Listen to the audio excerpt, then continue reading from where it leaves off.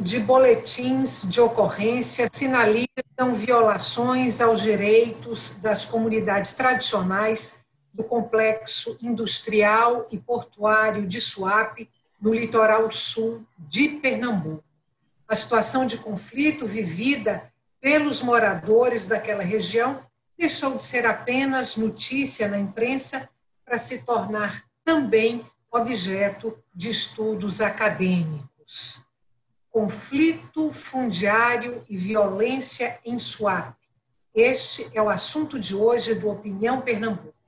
Participam do nosso programa Maria das Graças e Silva, professora do Departamento de Serviço Social da UFPE, e Luísa Duque Belfort de Oliveira, advogada do Fórum Suape. Muito obrigada às duas por terem aceito o convite do Opinião Pernambuco e por estarem hoje aqui com a gente. Bom, Luísa, eu vou começar com você. Se a gente faz uma leitura em retrospectiva sobre esses problemas, esses conflitos envolvendo as comunidades tradicionais de Suape, a gente vai ver que há registro disso lá atrás, já 2016, 2015, 2012, inclusive com denúncias ao Conselho de Direitos Humanos da ONU.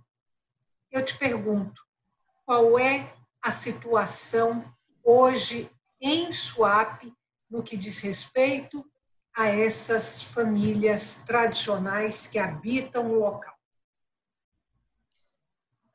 Estela, primeiro, obrigada pelo convite, muito bom estar aqui. Bom, o Fórum Suape surgiu em 2011, né, nesse contexto de acirramento do conflito, principalmente por conta da instalação de das indústrias mais pesadas, como a refinaria, a petroquímica, e ainda hoje, o Fórum Suape existe ainda hoje porque as razões que deram origem ao seu surgimento persistem. Então, destruição de casas, destruição de lavouras, tentativa de criminalização das lideranças, impedimento de acesso a serviços básicos, como instalação de energia elétrica, impedimento de pesca, de o pessoal pescar, são situações que se arrastam já há décadas, né? E que ainda hoje são vistas, sim. E é por isso que isso justifica todo esse movimento de resistência ainda, né? De resistência e de luta. Maria das Graças, eu falei em estudos acadêmicos, né? Que discutem aí a implantação desses grandes polos industriais e a situação das famílias tradicionais desses locais. Eu vou citar 2 trabalhos acadêmicos, que são os trabalhos aos quais eu tive acesso: Estado, Questão Ambiental e Conflitos Socioambientais, uma publicação da Universidade Federal de Sergipe, e Conflitos e Injustiças na instalação de refinarias, essa é uma publicação da Universidade Federal de Pernambuco do ano passado. Esses 2 trabalhos apontam esses polos de desenvolvimento como ambientalmente insustentáveis e socialmente injustos. Eu lhe pergunto em que medida isso se aplica à Suape. A Universidade Federal de Pernambuco, e falo dela porque conheço vários trabalhos que vêm sendo desenvolvidos por colegas, pesquisadores, pesquisadoras, né? A própria Fiocruz, vem apontando estudos que confirmam a existência de conflitos socioambientais e conflitos fundiários, mais especificamente, em Suape, inclusive remontando a períodos anteriores a esse momento que nós vivenciamos de 2011 para cá. Nós mesmas fizemos pesquisas em Suape desde 2012, e nesse período o que a gente identifica é exatamente o que Luísa mencionou, né? É uma tentativa de principalmente considerando que o complexo industrial e portuário de Suape é gerido pela empresa Suape, que é uma empresa pública de interesse privado, e essa empresa pública tem a responsabilidade, né, ou a tarefa e a missão de ordenar o território, né, de administrar, de gerir o território de Suape. E nesse processo de gestão, ela tem usado de vários mecanismos que têm induzido a esses conflitos, né, para a instalação dos grandes empreendimentos, aí eu remonto principalmente à indústria naval, né, ao Estaleiro Atlântico Sul, ao Estaleiro Promar, mas também a refinaria, né, a expansão da petroquímica Suape, todos esses grandes empreendimentos e mais de uma centena de outros empreendimentos têm exatamente impulsionado esses conflitos na medida em que há uma tentativa de retirada, de suprimir as terras e, com elas, evidentemente, todas as condições de vida, de sobrevivência, de reprodução dessas famílias que estão lá desde o século, né? Muitas delas são continuação dos velhos engenhos banguês do século XVIII, né? De antes mesmo da libertação dos escravos, e por isso mesmo tem gerado resistência, tem gerado lutas, porque não se poderia pensar em algo diferente, né? Luísa, a gente está dando como tema, né, como mote para esse programa, a questão fundiária e a violência em Suape. Eu te pergunto de que forma essa violência se materializa? Qual é a forma mais explícita de violência lá em Suape, considerando aí essas famílias tradicionais que estão lá, muitas, como Maria das Graças falou, desde o século passado e vamos lá para trás mais um pouco. Estela, o modus operandi é o mesmo de sempre, né? O avanço, ofensivas contra as posses dos poceiros e das poceiras, destruição, enfim, essa ofensiva ela é representada pela destruição das lavouras, inclusive sem mandado judicial, destruição de casas, destruição de cercas, e aí isso faz com que o gado do vizinho destrua as lavouras do poceiro, mas ameaças também, uso ostensivo de armas, patrulhamento dentro das posses dos poceiros, feito pelos funcionários armados da empresa. Então, essas são as denúncias mais fortes. Porém, existem outros tipos de violência. Se a gente ficar somente na violência que é mais explícita, aquela violência que atinge a pessoa, que atinge o patrimônio, a gente perde muito na análise da complexidade do conflito. Porque violência é também os danos ambientais, né? Os danos ambientais, os danos ao próprio modo de vida daquela população, que depende diretamente de um meio ambiente saudável para poder sobreviver, né? Então, impedimento ao acesso a políticas públicas, tentativa de criminalização também é uma violência, é uma forma de desmoralizar, né? É uma forma de matar a imagem da pessoa, a imagem da comunidade, deslegitimar a luta. Então, é realmente um complexo, um balaio de violências, né? Violências físicas, violências concretas e violências simbólicas também. Se a gente pega esses grandes polos de desenvolvimento, como é o caso de Suape, se a gente pega esses polos Brasil afora e tenta compatibilizá-los com preservação ambiental, então seria desenvolvimento com preservação do meio ambiente, eu te pergunto se essa compatibilização, na sua raiz, se ela já é improvável ou impossível, ou se é o modelo brasileiro, que é um modelo predador e, por consequência, fracassado.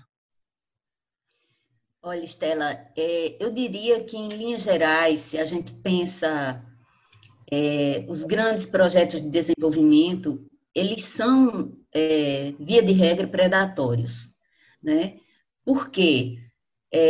Luísa acabou de nos mostrar que esses tipos de violência atingem o ambiente físico natural, né?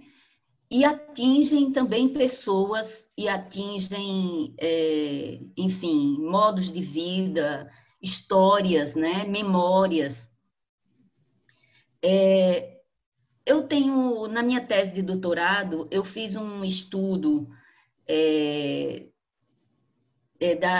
do tema na época, né, em 2005, da sustentabilidade ambiental e social, que era estava muito na pauta, na agenda, né, hoje são termos mais distantes. E no meu entendimento, a lógica mesma do sistema do capital é uma lógica por natureza predatória. Nesse momento não dá para a gente avançar muito aqui, mas eu apenas fecharia esse raciocínio dizendo que, por uma razão muito simples, isso se deve a uma razão muito simples, o sistema do capital ele é um sistema por natureza expansivo, né? Expansivo e de uma expansão infinita. Né? Então, essa expansão, no caso dos grandes projetos, que conflita com uma natureza que é limitada, né? Com um conjunto de sistemas e ecossistemas que têm uma relação entrópica, né? Que, portanto, não se trata de um sistema aberto com possibilidades infinitas de recomposição.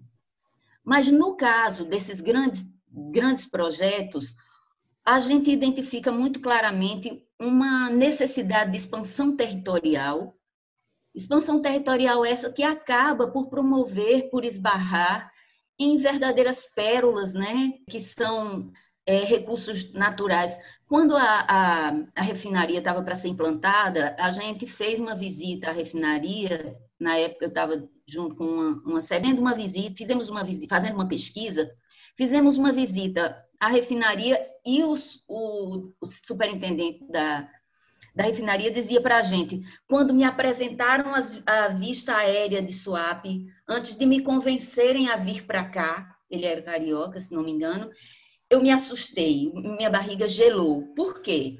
Porque a gente estava diante de uma complexidade, de uma riqueza ambiental ímpar, né? E os riscos que aqueles empreendimentos ofereciam eram diversos, né? Então, eu te digo que as possibilidades de compatibilização desses grandes empreendimentos não é que,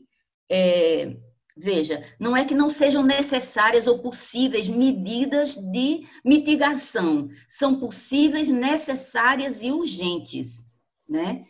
A começar por um tratamento respeitoso para com aqueles que estão lá há muito tempo, o que não aconteceu em Suape.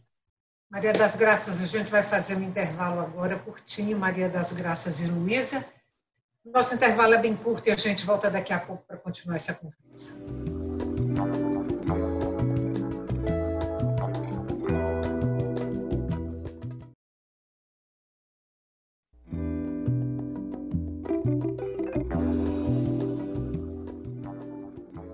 Estamos de volta para o segundo e último bloco do Opinião Pernambuco. O tema de hoje do nosso programa é conflito fundiário e violência em Suape.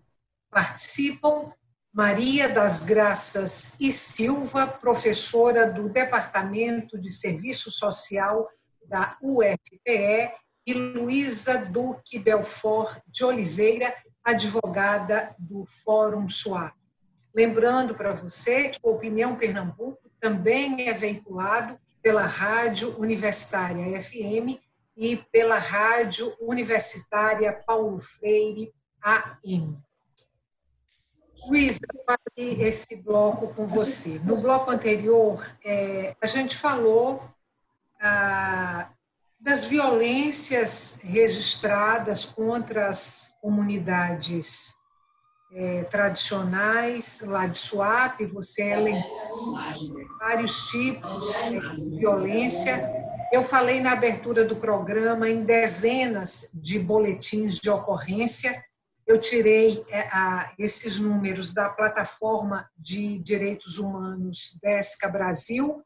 E a minha pergunta para você é: em que medida, registradas as denúncias, feitos os boletins de ocorrência, em que medida essas investigações avançam ou não avançam?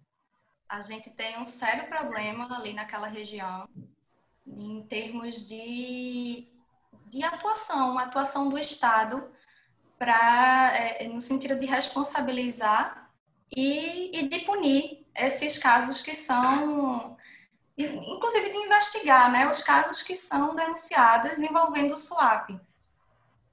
Foi uma grande luta do povo de lá, né? O fórum estava lá ajudando, mas foi sobretudo a resistência das pessoas, a luta das pessoas lá, que fez com que a gente conseguisse projetar o caso Suape para além do Cabo de Santo Agostinho e Ipojuca e para além do Estado. E assim a gente conseguiu algum avanço, né, nas investigações. A gente conseguiu fazer com que o Ministério Público passasse a olhar o caso de uma forma diferente, porque tinha a Procuradoria Federal dos Direitos do Cidadão, lá de Brasília, também cobrou explicação, né? O Conselho Nacional de Direitos Humanos também, a própria DESCA veio ao território para fazer uma missão para averiguar, né, as denúncias que estavam sendo feitas pela sociedade civil. E aí chegou no ponto que as instituições daqui não poderiam mais ignorar o conflito como estavam ignorando. Ainda assim, a gente tem dificuldade, a gente acaba conseguindo contar com pessoas e não com instituições. Não existe um posicionamento institucional do Ministério Público, por exemplo, para atuar de uma forma enérgica nesse conflito. A gente tem promotores, promotoras bem dispostos, né, para atuar no caso. Mas aí, quando essa pessoa acaba indo para outra promotoria, a gente perde aquela pessoa do Ministério Público. Então, a gente não consegue contar, no geral. Ô, Luísa, tem lideranças comunitárias em programas de proteção? A violência chega a esse ponto de essas lideranças precisarem buscar proteção com medo de serem, por exemplo, assassinadas? Nós temos atualmente 2 lideranças inseridas no programa de proteção estadual a defensores de direitos humanos, que, como eu disse, é um programa estadual. Então, o próprio Estado de Pernambuco reconhece que existem pessoas que estão tendo as suas vidas ameaçadas pela atuação de sua empresa pública, né? Então, uma coisa... esse tipo de situação meio esdrúxula que a gente observa em Suape. Então, nós temos 2 lideranças de 2 comunidades, estão inseridas desde 2016, uma de 2016 e a outra de 2018. Maria das Graças, eu vou trazer duas coisas aqui para você, 2 pontos de observação. Uma é que nas minhas pesquisas, nas minhas leituras de reportagens, muito a questão da retirada daquela região, né? Alguns são indenizados, e aí a queixa vem em relação ao valor das indenizações, E outros moradores dizem que são retirados e não recebem as indenizações prometidas. Denúncias também de milícias privadas, grandes empresas, grandes corporações privadas que estão lá instaladas, estariam usando milícias privadas para amedrontar esses moradores. E aí, eu vou me reportar a uma expressão que aparece no trabalho feito pelos pesquisadores da Universidade de Sergipe, a expressão locais enfermos. Eu te pergunto se, diante dessas denúncias que estão aí colocadas e de tudo que já foi discutido aqui por vocês hoje, se a gente pode considerar o complexo industrial e portuário de Suape como um local enfermo, no que possa haver de mais contemporâneo no uso dessa expressão. Eu considero, e também há outras pesquisas muito importantes, como a Fiocruz, né, que já desenvolveu teses, dissertações, que apontam inúmeros problemas, inclusive de adoecimento, né, como a ponta mais evidente de suicídio, de adoecimento psicológico, de depressão, enfim, é porque são tantas as formas com que esse conflito se manifesta, são tão graves, que é impossível a gente fazer uma exposição literal delas, né? Mas, de fato, é interessante a sua pergunta, Estela, porque veja como os processos e os projetos de desenvolvimento, eles se apresentam, né, como portadores de tecnologias de ponta, né, de grandes projetos de desenvolvimento, de progresso, né, de bem-estar. O projeto de Suape foi vendido como um grande projeto de bem-estar, que traria melhoria das condições de vida para a população local, traria emprego, traria, enfim. E, de fato, o que a gente veio reunindo ao longo desse período foi um conjunto de violações, né? Claro que para os detentores do grande capital, das grandes corporações, essa enfermidade sequer aparece, né? Como aos olhos da maioria dos meios de comunicação, também ela sequer aparece, né? Mas é inegável que no subterrâneo, vamos dizer assim, das relações que se estabelecem no território, você tem vários tipos de, além da violência, né, a perseguição às lideranças, como Luísa se remeteu, tem inúmeras expressões que vão mesmo do adoecimento, da perda de motivação, né? Da perda das possibilidades de trabalho. São pessoas que viviam da terra, que plantavam, que colhiam, que criavam os seus pequenos animais e que hoje não têm mais condições vivem enclausurados em lugares pequenos, né? Quando tem a possibilidade de receber, tiveram a possibilidade de receber uma pequena casa de 48 metros quadrados para caber uma família inteira, né? Mas, na realidade, é uma perda dessa forma de viver, de toda uma trajetória que essas famílias têm. Para você ter ideia, até 2012, os dados mostravam que existiam... como é que se diz, famílias, né? Um total de 25 mil famílias morando na região. Os dados que o Fórum reuniu mais recentemente falam de 10 mil. Então, há um verdadeiro êxodo, né? Uma expulsão, uma expropriação permanente, e a vida dessas pessoas vai se tornando cada vez mais, vamos dizer assim, mais precária, né? Cada vez mais elas são lançadas na margem. Pegar essa informação que você coloca aqui, vou fazer, Luísa, uma última pergunta para você, porque a gente tem 1 minuto e 30 para terminar o programa. Tá. Principalmente quando se fala aí dessas famílias, né, que são retiradas desses locais para instalação de grandes empresas, quando você vai escutar a administração de swap, o que a administração de swap coloca é que age respaldada pela Lei 10.406, de 2002, que impõe ao Estado a obrigação de impedir invasões no território para poder proteger o patrimônio público. Eu te pergunto, Luísa, Lei 10.406, argumento de swap versus a situação dos moradores daquele local, você tem 1 minuto para responder para eu poder terminar o programa.